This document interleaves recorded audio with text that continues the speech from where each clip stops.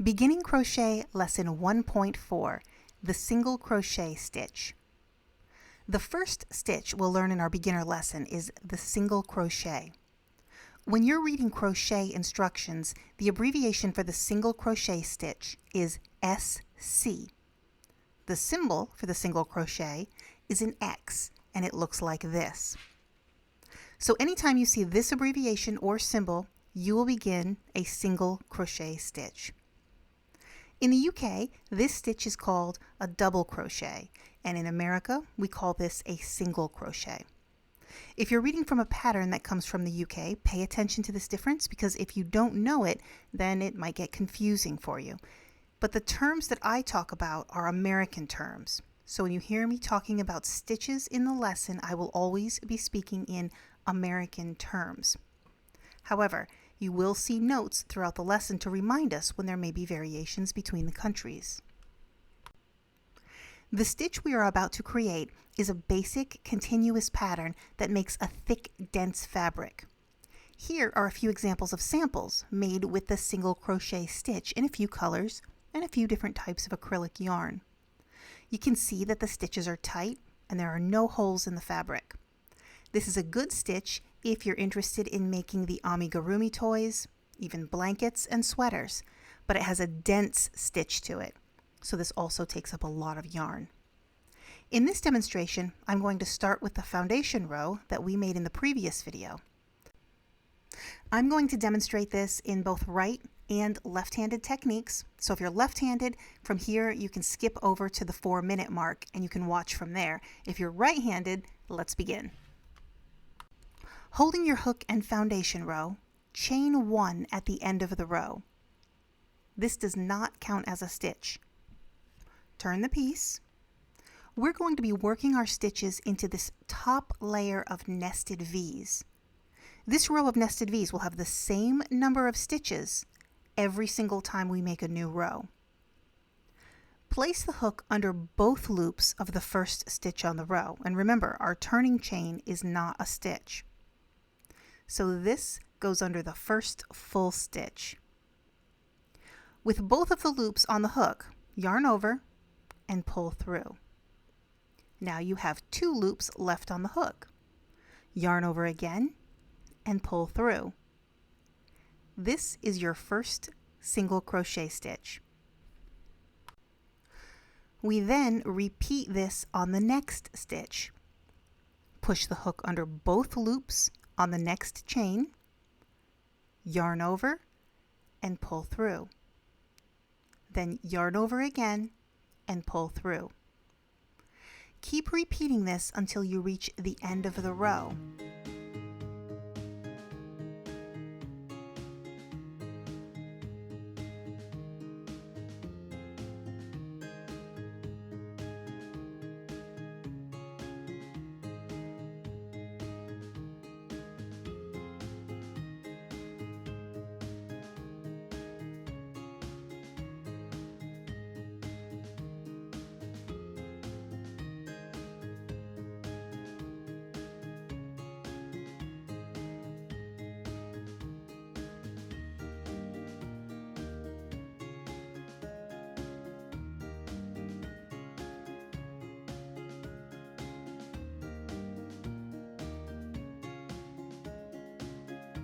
Once we get to the end of the row, chain 1 and turn the piece.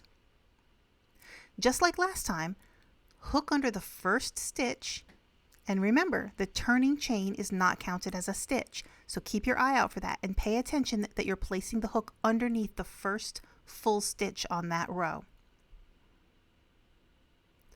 Repeat the single crochet stitches all the way down to the end of the row, and then look at your work and make sure that you have the correct number of stitches. If you have fewer stitches, then you missed a loop and you have to go back and look to see where you may have a hole. If everything looks good, chain 1 and turn your work and start again. Now, if you are left-handed, you may want to watch the next 2 rows as I continue the single crochet stitch left-handed. The process is exactly the same, but the visual's a little bit different, so if you're left-handed like I am, this will help your brain connect your fingers a little bit better. Continue your single crochet stitches all the way to the end of the row. Chain 1 and turn the piece. Find the next stitch and repeat the process.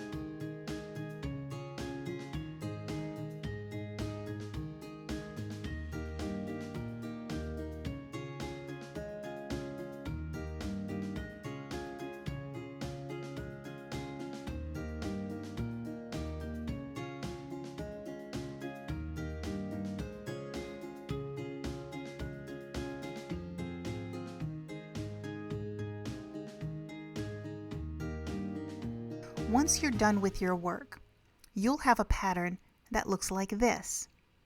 It's the same on the front as it is on the back. Everything that we did on the front was woven exactly the same as it is on the back side. So it's not obvious which side is the right side and which side is the wrong side, and it may not even matter if you're just making a square. However, there are many varieties of textures and patterns that you can get while still only using the single crochet stitch. When you're making your single crochet, instead of going under both loops in the row of nested V's, you might decide to go under only the front loop all the way down the row. Or you could go under just the back loop. This will give you a different texture to the fabric that you're creating.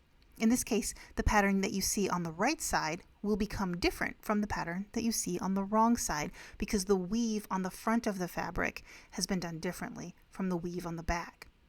Additionally, you can then alternate these rows, or you can even alternate this technique by stitch, and you'll get even different textures. All of these textures come from the same single crochet stitch, so just by learning this one stitch, you already have a lot to work with. Now, you do not need to learn these stitch variations to continue on to the next lesson, but if you want some more practice, each one of these variations will be found in their own tutorials in the stitch directory below the course.